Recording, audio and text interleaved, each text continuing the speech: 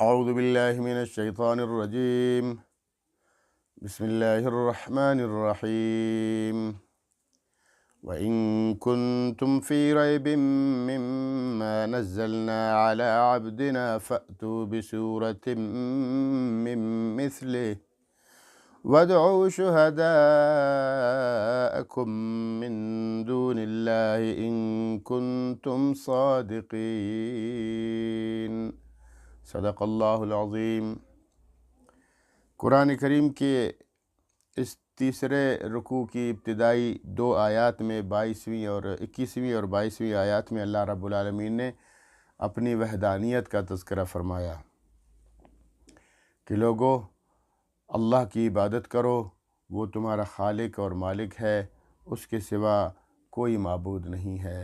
گویا لا الہ الا اللہ جو کلمہ شریف ہے، لا الہ الا اللہ کا جو پہلا حصہ ہے اس پر تبصرہ ہوا، وحدانیت پر بات ہوئی، اور اب دوسرا حصہ ہے، دوسرا پہلو ہے کلمہ شریف کا، یعنی محمد الرسول اللہ، محمد صلی اللہ علیہ وسلم کی اطاعت کی جائے، ان کو اللہ کا بندہ اور رسول تصور کیا جائے۔ تو اس دوسرے پہلو پر یہاں بات کی جائے گی۔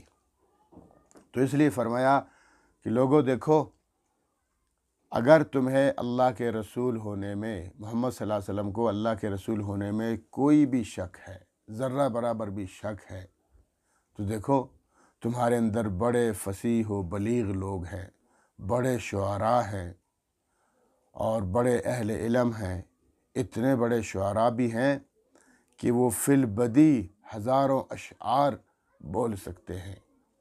تو اگر تم سمجھتے ہو کہ قرآن کریم اللہ رب العالمین کی جانب سے نہیں ہے بلکہ محمد صلی اللہ علیہ وسلم نے خود بنایا ہے، خود بناتے رہتے ہیں،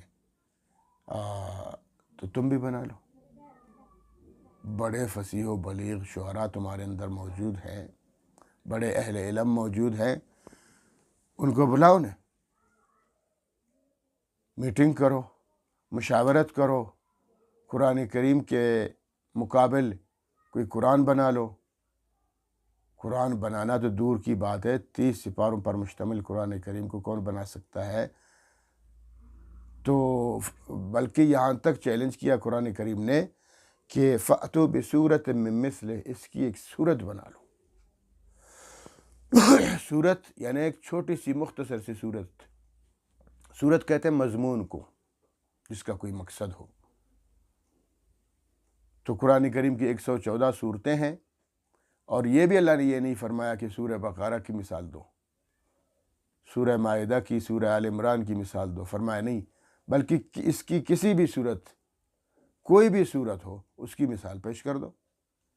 اب اس میں سورہ کوثر بھی ہے، معمولی سی صورت ہے، اِنَّا أَعْطَيْنَاكَ الْكَوْثَرَ فَصَلِّ لِرَبِّكَ وَانْحَرْ إِنَّ شَانِئَكَ هُوَ الْأَبْتَرُ۔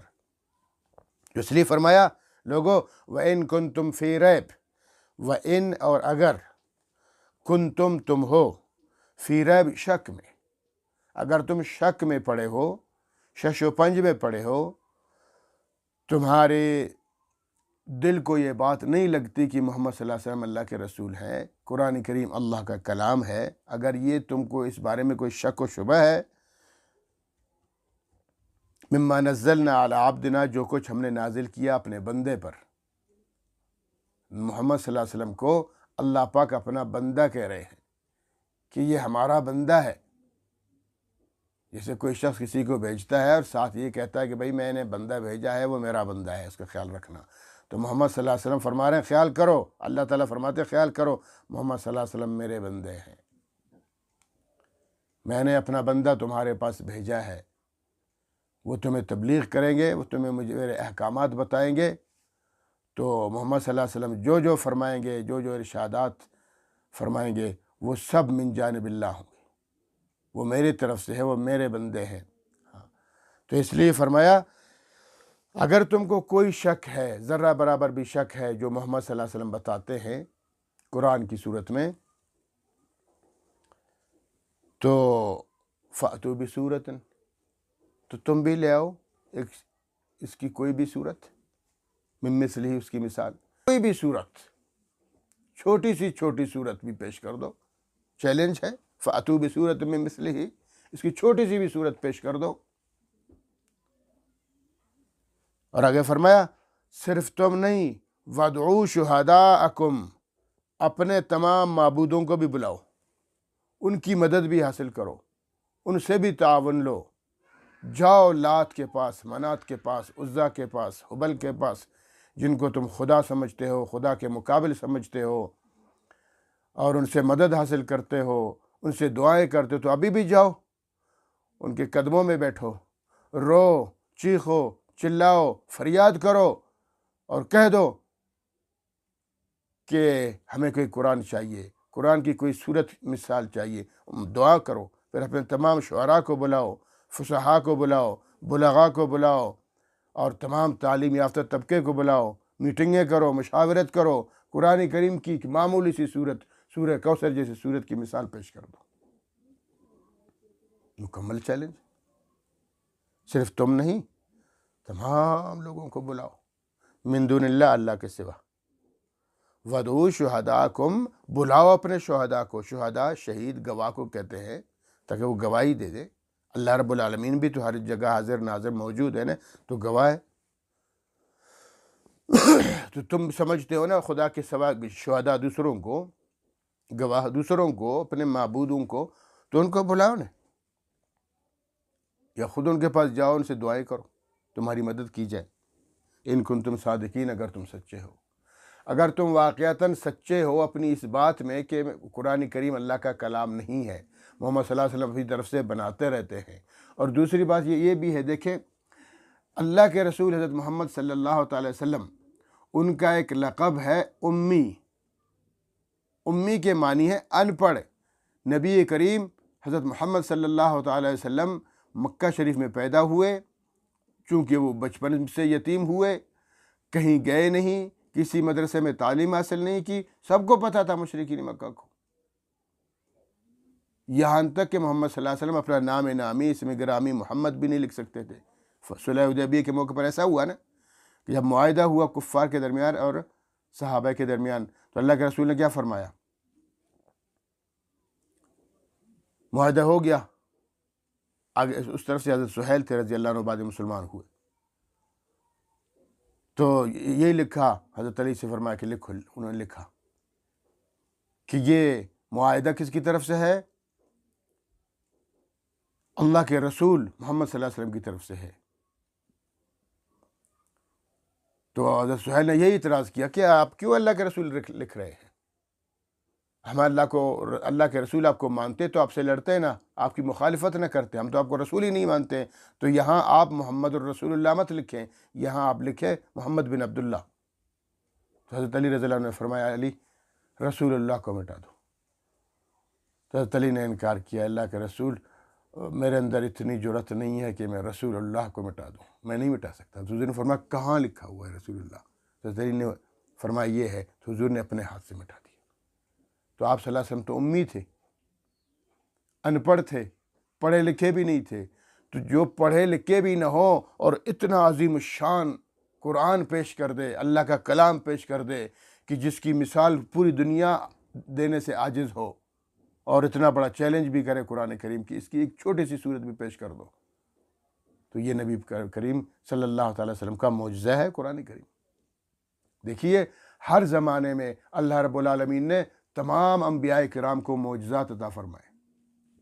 موسیٰ علیہ السلام جب اس دنیا میں آئے تو اس وقت جادو عام تھا، عام بندہ جادوگر ہوتا تھا، تو اللہ پاک نے اسی حساب سے حضرت موسیٰ علیہ السلام کو معجزات دیے، لاٹھی کا معجزہ دے دیا، پھینکتے تھے بڑا اژدہا بنتا تھا، اور پھر پکڑتے تھے وہ ڈنڈا ہوتا تھا، تو لوگ دیکھتے تھے یار کیا عجیب ہے، لوگ سمجھتے شاید جادو ہے، لیکن جب مقابلہ ہو گیا تو سب کو پتہ چلا جادو نہیں ہے، معجزہ ہے۔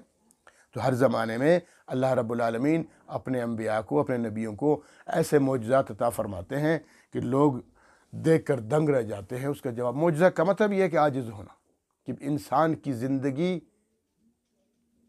مکمل عاجزی اس میں ظاہر ہو کہ بھئی یہ ہمارے بس باہر ہے، یہ ہم کام کر ہی نہیں سکتے، اس کو کہتے ہیں معجزہ۔ تو نبی کریم صلی اللہ علیہ وسلم کو بھی اسی طرح معجزہ عطا فرمایا گیا، بہت سے معجزات، عظیم الشان معجزے۔ 2 معجزے محدثین نے، علماء نے لکھے ہیں کہ 2 معجزے نبی کریم صلی اللہ علیہ وسلم کے دیکھے، ہر نبی کے ساتھ ان کے معجزے بھی، جب تک وہ نبی دنیا میں تھے معجزوں کا اظہار فرماتے تھے، جب دنیا سے تشریف لے گئے تو معجزے بھی ختم۔ لیکن نبی کریم حضرت محمد رسول اللہ صلی اللہ تعالی وسلم کے تمام معجزے تھے، بہت سے ہزاروں معجزے، لیکن 2 معجزے ان میں سے ایسے ہیں، علماء فرماتے ہیں کہ وہ آج تک وہ معجزے کام کر رہے ہیں، وہ معجزے موجود ہیں، قیامت تک یہ معجزے رہیں گے۔ ایک قرآن کریم کا اعجاز ہے، یہ اعجاز ہے قرآن کریم کہ آج آپ کا ایک چھوٹا سا حافظ قرآن، ایک عالم دین، ایک عام مسلمان کسی بھی کافر کو یہ قرآن اٹھا کے چیلنج کر سکتا ہے کہ لے آؤ اس جیسا قرآن پیش کر دو۔ فَأْتُوا بِسُورَةٍ مِّن مِّثْلِهِ، آیت پڑھ کے وہ کہہ سکتا ہے کہ ایک چھوٹی سی سورت، سورہ کوثر جیسی، اِنَّا أَعْطَيْنَاكَ الْكَوْثَرَ فَصَلِّ لِرَبِّكَ وَانْحَرْ إِنَّ شَانِئَكَ هُوَ الْأَبْتَرُ، اس کی مثال پیش کر دو نا پیش، نہیں کر سکتے۔ پوری دنیا ایڑی چوٹی کا زور لگا لے، اس کی مثال نہیں دے سکتے۔ آگے اللہ تعالیٰ خود فرماتے ہیں فَإِن لَّمْ تَفْعَلُوا، اگر یہ کام تم نہ کر سکو، قرآن کا چیلنج پورا نہ کر سکو، سورہ کوثر جیسی سورت، چھوٹی سی مختصر سی سورت پیش نہ کر سکو، وَلَن تَفْعَلُوا، اور کر بھی نہیں سکو گے۔ فَإِن لَّمْ تَفْعَلُوا، تو ان اگر لم نہیں تفعلوا کر سکو، اگر تم نہ کر سکو، وَلَن تَفْعَلُوا، اور کر بھی نہیں سکو گے، ایڈوانس میں بتا دیا، چیلنج بھی کیا، اور چیلنج کے اوپر یہ چیلنج بھی کر دیا کہ تم یہ کام کر بھی نہیں سکتے ہو۔ تو فَاتَّقُوا النَّارَ الَّتِي وَقُودُهَا النَّاسُ وَالْحِجَارَةُ، تو ڈرو اس آگ سے، جہنم کی اس آگ سے ڈرو جس کا ایندھن انسان اور پتھر بنیں گے۔ جب یہ صورت نازل ہوئی، سورہ کوثر، اِنَّا أَعْطَيْنَاكَ الْكَوْثَرَ فَصَلِّ لِرَبِّكَ وَانْحَرْ إِنَّ شَانِئَكَ هُوَ الْأَبْتَرُ، اللہ کے رسول نے حضرت علی کو بلایا، علی اس صورت کو لکھو۔ حضرت علی نے یہ 3 جملے لکھ دیے، 3 جملوں پر مشتمل ہے نا، 3 کلمات۔ جب یہ 3 آیتیں لکھی چھوٹی چھوٹی، اور حضرت نبی کریم صلی اللہ علیہ وسلم نے فرمایا علی جاؤ خانہ کعبہ میں لٹکا دو۔ اس زمانے میں ایک رسم یہ تھی کہ جو بڑے بڑے شاعر ہوا کرتے تھے، وہ اپنی شاعریت کو پوری دنیا میں پھیلانے کے لیے، اپنی عظمت کو، اپنی علمیت کو اجاگر کرنے کے لیے ان کی یہ عادت ہوتی تھی کہ وہ خانہ کعبہ میں آ کے اپنے اشعار لٹکایا کرتے تھے۔ اس کا مطلب یہ ہے کہ بھائی یہ ہے وہ اشعار، اس کا مقابلہ کوئی دنیا نہیں کر سکتی، کسی میں جرأت ہے تو کر کے دکھا دے، ان کے مقابل کر دے۔ تو پھر وہ لوگ، اس سے بھی بڑا کوئی شاعر آتا تھا تو پھر جب یہ دیکھتا تھا یار اس سے اشعار تو کم ہے، میرے اشعار تو میں اس سے بھی بڑا شاعر ہوں، پھر وہ اشعار کو پھینکتا تھا، اپنے اشعار چپکا دیا کرتا تھا، پھر لوگ دیتے ہاں بھائی یہ فلاں شاعر ہے، یہ اس کے اشعار ہے۔ اللہ کے رسول صلی اللہ علیہ وسلم سے پہلے امراء القیس جو شاعر تھا، اس نے اپنے 7 معلقات وہاں لٹکا دیے تھے۔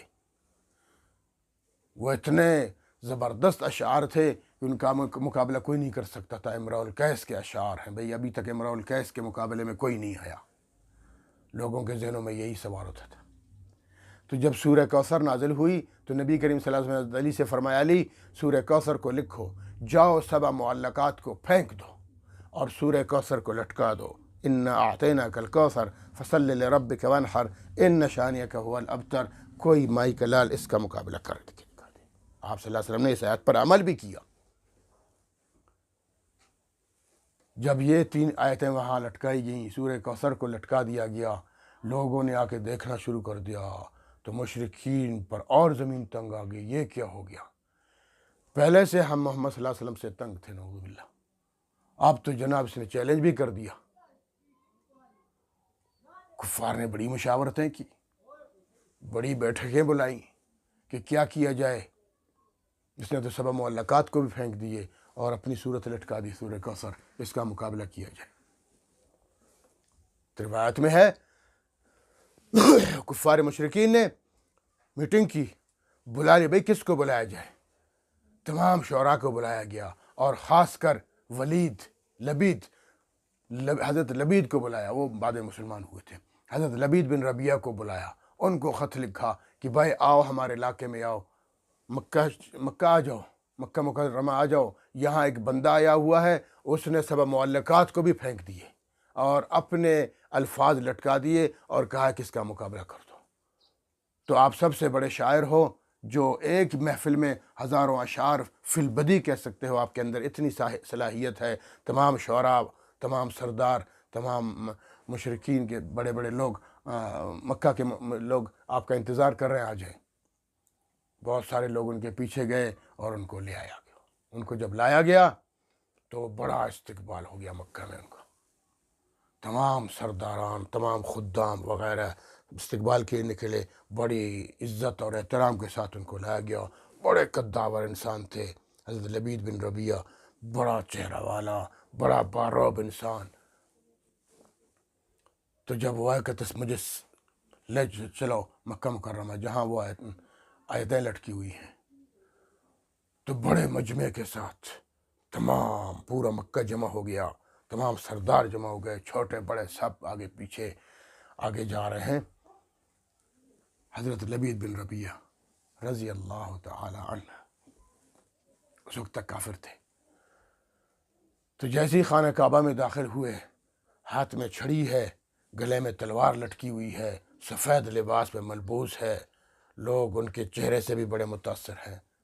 حضرت علی کرم اللہ وجہہ کو پتہ چلا، وہ بھی کسی کونے میں جا کے، اس وقت مسلمانوں کی کمزور حالت تھی، تو حضرت علی بھی کہیں چھپ کے دیکھ رہے تھے، اور اللہ کی طرف سے ان کو یقین تھا، وہ پر یقین تھے، اس یقینی کی علامت کہ اللہ کی طرف سے مدد کے انتظار کی وجہ سے آنکھوں سے آنسو بہا رہے تھے کہ میرے رب کی کلمات لٹکے ہوئے، دیکھتے ہیں کیا ہوتا ہے، اللہ کیسے مدد فرمائیں گے۔ تو جب حضرت لبید اندر داخل ہوئے، اپنی چھڑی دیکھا، وہ آیتیں لٹکی ہوئی، انا اعطیناک الکوثر فصلی لربک وانحر ان شانک هو الابتر۔ تو لبید نے اپنی چھڑی اٹھائی، سورہ کوثر کے نیچے رکھا اور پڑھنا شروع کر دیا، انا اعطیناک الکوثر فصلی لربک وانحر ان شانک هو الابتر۔ جب یہ 3 آیتیں پڑھ دیں، چونکہ رخ ان کا آیتوں کی طرف تھا، لوگ پیچھے کی طرف کھڑے تھے، تو یہ 3 آیتیں پڑھ کے لوگوں کی طرف رخ کر دیا، لوگوں کی طرف رخ کر کے کہتا ہے ما ھذا قول البشر، لوگوں سنو کیا لکھا ہوا ہے، انا اعطیناک الکوثر فصل لربک وانحر ان شانک هو الابتر۔ اگلا جملہ خود کہا ما ھذا قول البشر، یہ کسی انسان کا قول ہے ہی نہیں، میں کون ہوتا ہوں اس کا مقابلہ کرنے والا، میں نہیں، دنیا کی ساری عظیم ہستیوں کو، شعراء کو بلاؤ، جو کچھ کر سکتے ہو کرو، یہ کسی کی مجال نہیں ہے کہ اس کا مقابلہ کر سکے، یہ انسان کا قول ہی نہیں ہے، ما ھذا قول البشر، یہ اللہ کا کلام ہے، یہ انسان کا کلام نہیں ہو سکتا ہے۔ کہاں ہے وہ شخص، کس نے یہ لکھے ہیں؟ کہا محمد صلی اللہ علیہ وسلم نے، مجھے لے چلو ان کے پاس۔ ابو جہل نے کہا، شیبہ وغیرہ سرداروں نے کہا کہ ہم آپ کو اپنی فریاد، اپنی تعاون کے لیے، اپنی مدد کے لیے لائے ہیں، اور آپ جناب پھر چلے جا رہے ہیں۔ کہا بکواس بند کرو، جس نے یہ آیتیں لکھی ہیں مجھے ان کے پاس لے جاؤ۔ کون ہے؟ محمد صلی اللہ علیہ وسلم۔ حضرت علی خوش ہو گئے، فرمایا میں لے چلتا ہوں۔ تو جناب حضرت علی آگے، حضرت لبید ہے، حضرت لبید بن ربیہ اور تمام اور بھی لوگ ہیں، سیدھے گئے محمد صلی اللہ علیہ وسلم کے دربار اقدس میں۔ صحابہ کرام کھڑے ہو گئے کہ پتہ نہیں کیا مصیبت آ گئی۔ تو اللہ کے رسول نے فرمایا رک جاؤ، کوئی مصیبت نہیں ہے، کوئی اللہ کا نیک بندہ آ گیا۔ تو آتے ہی کہنے لگے یہ کلام سنا دیجیے مجھے۔ اللہ کے رسول نے وہ کلمات سنا دیے۔ تو اس نے آ کے اللہ کے رسول سے گلے ملے، اللہ کے رسول کے ماتھے کو چوما، آپ کے ہاتھوں کو چوما، کہنے لگا اشہد اللہ الہ الا اللہ و اشہد ان محمد عبدہ و رسولہ، میں گواہی دیتا ہوں کہ اللہ کے سوا کوئی معبود نہیں، اور میں گواہی دیتا ہوں کہ محمد صلی اللہ علیہ وسلم اللہ کے رسول ہے۔ رضی اللہ تعالیٰ عنہ۔ حضرت لبید بن ربیہ جو بہت بڑے شاعر تھے، وہ بھی مسلمان ہو گئے۔ کفار شرمندہ ہو گئے اور اپنا سامو لے کے واپس چلے گئے۔ اسی طرح اور بھی شاعر تھے، حضرت حسان بن ثابت رضی اللہ عنہ، شاعر رسول صلی اللہ تعالیٰ علیہ وسلم اللہ کے رسول کے شاعر تھے، 120 سال عمر پائی۔ حضرت لبید 77 سال کی عمر میں حضرت عثمان غنی رضی اللہ عنہ کے دور میں وفات پا گیا حضرت لبید۔ ایک دفعہ حضرت عمر فاروق رضی اللہ عنہ نے اپنے دور میں حضرت لبید کو، انہی شاعر کو جو بہت بڑے شاعر تھے، مسلمان ہوئے تھے، ان کو بلایا اور کہا حضرت لبید فرمائش ہے کچھ اشعار تو کہو۔ تو حضرت لبید رو کے کہنے لگے امیر المومنین فاروق اعظم، اللہ کی قسم میں ضرور کہتا، اشعار ضرور کہتا آپ کی فرمائش پر، لیکن میں نے قسم کھائی ہوئی ہے جس دن سے میں نے سورہ کوثر پڑھی خانہ کعبہ میں جو لٹکی ہوئی انا اعطیناک الکوثر فصلی لربک وانحر ان شانک هو الابتر، اس دن سے میں نے قسم کھائی ہے یا اس دن کے بعد میں کبھی اشعار نہیں بولوں گا، میں صرف قرآن کی تلاوت کیا کروں گا، میں صرف اللہ کا کلام پڑھتا رہوں گا، بس میرے اشعار بھی یہی ہے، ابھی میں قرآن ہی پڑھتا جاتا ہوں، اشعار نہیں پڑھتا ابھی۔ دوسرے نمبر پر وہ کون تھے؟ حضرت حسان بن ثابت رضی اللہ عنہ، وہ اللہ کے رسول کے شاعر تھے، 120 سال عمر پائی، 120 عمر کب ایمان لائے؟ 60 سال کی عمر میں، 60 سال تک وہ کفری اشعار کہتے رہے۔ 60 سال کے بعد جب مسلمان ہوئے پھر اللہ کے رسول کی حمد تعریف کرتے رہے اور اشعار پڑھتے رہے اور نعت خوان رسول بنے۔ اللہ کے رسول بڑے خوش تھے ان سے رضی اللہ تعالیٰ عنہ۔ لائن فرمایا کرتے تھے، حضرت حسان بن ثابت رضی اللہ عنہ کہا کرتے تھے نبی کریم صلی اللہ علیہ وسلم کے شان اقدس میں، خلقت مبرئا من کل عیب، حضرت حسان فرمایا کرتے تھے خلقت مبرئا من کل عیب، اے میرے رسول آپ کو اللہ پاک نے ہر عیب سے پاک پیدا فرمایا۔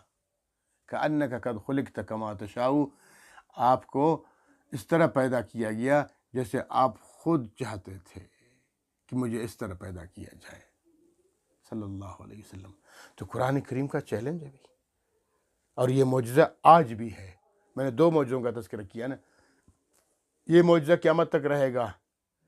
آج تو دنیا ہے، سائنس ہے، ساری اعلیٰ تعلیم بھی کفار کے پاس ہے، سائنس بھی انہی کے پاس ہے، اور جناب گوگل میں ایک لفظ لکھ دیں پھر اس کے ٹرانسلیٹ کروائیں، جو آپ کر سکتے ہیں کریں۔ تو یہ چیلنج ہے نا، کرو نا، قرآن کریم کی مثال پیش کر دو، ایک سورت کی مثال پیش کر دو، نہیں کر سکتے ہیں تو معلوم ہوا یہ اعجاز قرآن قیامت تک رہے گا اور کسی کے اندر ضرورت نہیں۔ اللہ کا کلام ہے، سیدھی بات ہے، اللہ کا کلام ہے، تو اللہ کے کلام کا مقابلہ تو کوئی نہیں کر سکتا، چاہے سائنس جتنی ترقی کر لے۔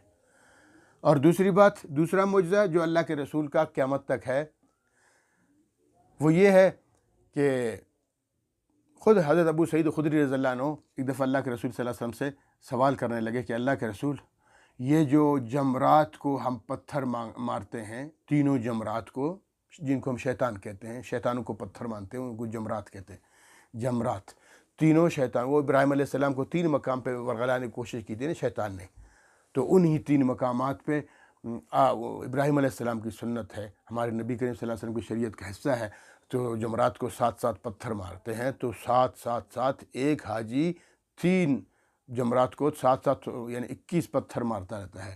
تو ان میں ایسے لوگ بھی ہیں تو اتنے بڑے بڑے پتھر بھی اٹھاتے ہیں، بڑے سے مارتے ہیں، وہ جوتا مارتا ہے، کچھ کرتے ہیں، ٹھیک ہے، لیکن کنکریاں مارنی چاہیے۔ تو عرض کرتے ہیں اللہ کے رسول، یہ جو لوگ ہزاروں لاکھوں لوگ جو جمرات مارتے ہیں، جمرات کو پتھر مارتے ہیں، کنکریاں مارتے ہیں، تو ان لاکھوں کے تو کروڑوں کنکریاں جمع ہوتی ہیں، وہ کنکریاں جاتی کہاں ہیں؟ ان کو اٹھانے والا کوئی نہیں ہے۔ تو اللہ کے رسول نے فرمایا اللہ رب العالمین نے فرشتے مقرر کیے ہوئے ہیں، ان کنکریوں کو وہ خود اٹھا لیتے ہیں۔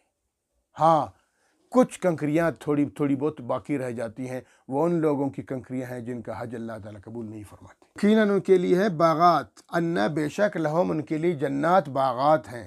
کیسے باغات ہیں؟ کہ تجری من تحتها الانہار، کہ بہتی رہیں گی ان کے نیچے سے نہریں۔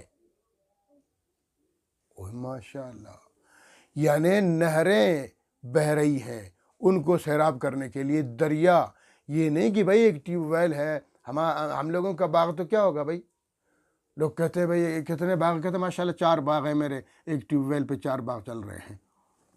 ہم تو ایک ٹیوب ویل پہ 4 باغ چلاتے ہیں۔ اللہ رب العالمین جو باغات عنایت فرمائیں گے، ایک باغ کے لیے کئی نہریں جاری، انہار جمع کا صیغہ ہے، واحد بھی نہیں، تثنیہ 2 بھی نہیں، بلکہ جمع کا ذکر فرمایا کہ ایک باغ کے لیے نہریں بہہ رہی ہوں گی، اتنا بڑا باغ ہے۔ وہ حضرت مغیرہ رضی اللہ عنہ کے بارے میں ہے، صحابی رسول جب وہ مصر کے گورنر بنے تو ان کے بچپن کے ایک دوست ملے، ان سے تعارف ہوا تو پتہ چلا ہاں بچپن کے دوست تھے۔ تو ہاں بھائی کہاں رہتے ہیں؟ بلکہ وہ یہ مصر کے رہنے والے تھے، حضرت ولید کہیں اور گورنر تھے، مجھے ابھی صحیح یاد نہیں آ رہا۔ تو جو ان کے پاس گئے تو کہا کہ محترم میں آپ کے پاس اس لیے آیا ہوں کہ میں مصر میں رہتا ہوں، میرا ایک باغ ہے، اس باغ کے لیے کچھ آپ سے مانگنے مدد کے لیے آیا، کچھ درخت چاہیے مجھے۔ تو حضرت مغیرہ رضی اللہ عنہ نے فرمایا ہاں بھی بتاؤ کتنے درخت چاہیے آپ کو؟ کہا 20 لاکھ درخت چاہیے۔ اچھا 20 لاکھ درخت، تو اس کا مطلب یہ ہے کہ آپ کا بہت بڑا باغ ہوگا کہ 20 لاکھ مزید اس کے لیے چاہیے، رہتے کہاں ہیں؟ مصر میں۔ تو حضرت مغیرہ نے اس کے فرمایا یہ مت کہو کہ میں مصر میں رہتا ہوں، یہ کہو کہ مصر میرے باغ میں ہے۔ ہاں بھائی اتنا بڑا باغ ہے کہ اس کے مزید بڑھانے کے لیے 20 لاکھ درخت چاہیے آپ کو، تو یہ مت کہو کہ میرا گھر میرا باغ مصر میں ہے، کہو مصر میرے باغ میں ہے۔ تو یہاں بھی اللہ فرماتے ہیں لہم جنات، یہ مومنین کے لیے اعمال صالحہ کرنے والوں کے لیے باغات ہیں، جنت میں باغات ہیں، تجری من تحت، تجری جو بہہ رہی ہیں، بہتی ہیں، من تحتها ان کے نیچے سے، الانہار نہریں، ان کو سیراب کرنے کے لیے بڑی بڑی نہریں ہیں، دریا ہیں، وہ دریا ان کو سیراب کرتے ہیں۔ کلما رزقوا منہا، اب لازمی بات ہے وہاں پھر پھل ہیں، وہاں پھر کھانے ہیں، میوجات ہیں۔ کلما رزقوا منہا، جب بھی ان کو رزق دیا جائے گا ان میں سے، من ثمرۃ پھل، من ثمرۃ رزقن، کوئی پھل دیا جائے گا رزقن بطور رزق کھانے کے لیے، جب بھی جنتیوں کو کچھ دیا جائے گا کوئی پھل شل، تو قالو کہیں گے ھذا الذی رزقنا من قبل، یہ وہ پھل ہیں جن کو ہمیں بطور رزق اس سے پہلے بھی دیا گیا ہے۔ اس سے دو مطلب ہے، یعنی مطلب یہ ہے کہ دنیا میں ہمیں ان کی مثال، جیسے یہاں کے انگور ہیں، انار ہے، سیب ہے، آم ہے، وغیرہ وغیرہ، یہ جو پھل ہے، کھجور ہے، تو دنیا میں ہم اس کی مثال ہم کھاتے رہے ہیں، لیکن وہاں اصل یہ ہے، وہاں ہم نے ان کی صرف مثال دیکھی تھی، اصل چیز تو یہاں ہے۔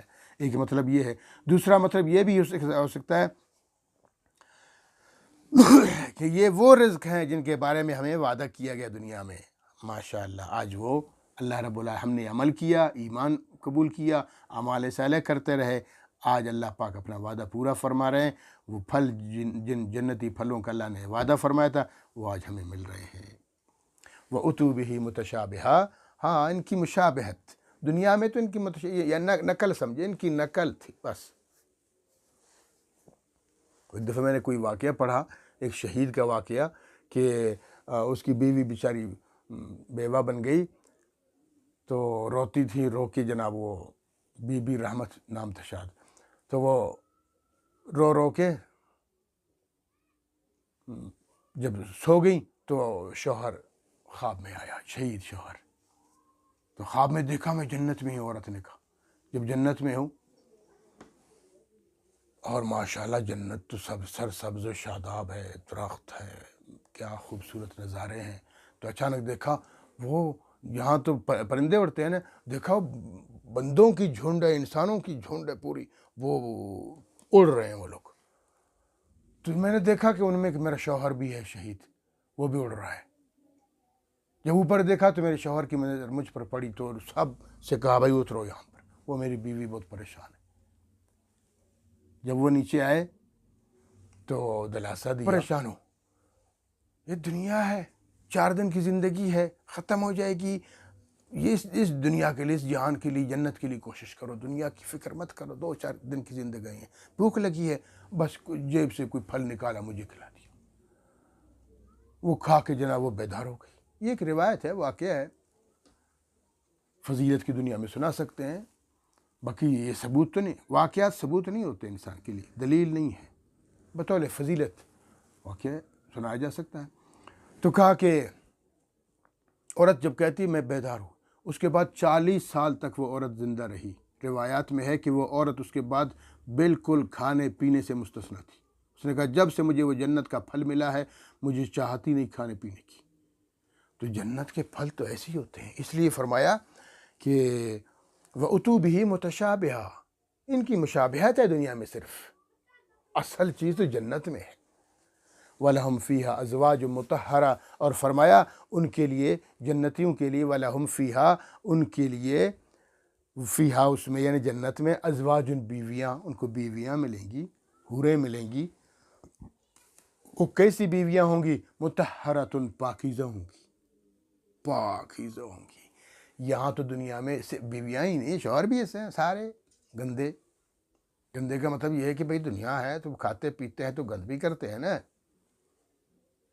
ساری رات سوتے ہیں، صبح اٹھتے ہیں منہ سے بدبو ہے دونوں کی، کلی کر کے صاف کرتے ہیں، پھر وہ بدبو چلی جاتی ہے۔ ویسے بھی کھانے کے بعد انسان واش روم جاتا ہے، اس کو ضرورت پڑتی ہے تقاضے کے لیے، تو گند پھیلاتا ہے، لیکن جنت میں یہ چیزیں نہیں ہوتی۔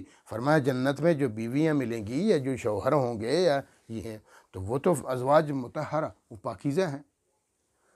اس سے علاوہ بھی حیض و نفاس کی نجاست سے پاکیزہ ہیں، سب چیزوں سے، سب تمام غلاظتوں سے وہ بیویاں ملیں گی انعام کے طور پر۔ وَهُمْ فِيهَا خَالِدُونَ، اور پھر وہ ہمیشہ وہاں رہیں گے، جنتی وہاں ہمیشہ جنت میں رہیں گے، اور جنت بھی ہمیشہ رہے گی، اور جنت کے باغات بھی ہمیشہ رہیں گے۔ یہ دنیا کے باغات نہیں ہیں کہ سال میں ایک دفعہ پھل دے دیا بس ختم، نہیں، یہ جنت ہے، جنت کے تمام باغات ہمیشہ رہیں گے، ہر ہمیشہ جناب وہ جنت میں سے جو دل چاہے، وَلَهُمْ فِيهَا مَا تَشْتَهِي الْأَنفُسُ، قرآن کریم کی جگہ ہے کہ جنتیوں کے لیے وہ کچھ ہے جو ان کا جی چاہے، جب جی چاہے، جس پھل کا جی کرے دل کھانے کو، اللہ رب العالمین ان کو نواز دیں گے۔ تو اللہ رب العالمین ہمیں ان آیات کریمہ میں خاص کر نبی کریم صلی اللہ تعالیٰ وسلم کی رسالت پر مکمل یقین رکھنے اور ان کی مکمل اطاعت کرنے کی توفیق عطا فرمائے۔ وآخر دعوانا الحمدللہ رب العالمین۔